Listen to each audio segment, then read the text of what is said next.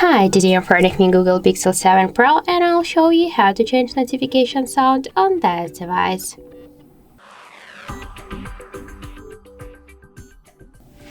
So first let's open the settings application and then tap on the sounds and vibration. Here we can see the default notification sound section, and just to change our sound we should select one from these available sounds.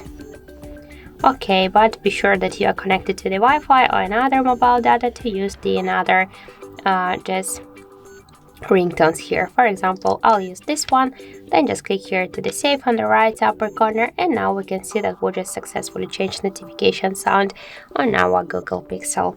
So that's it, thank you for watching, and if you find this video helpful, don't forget to leave a like, comment and to subscribe our channel.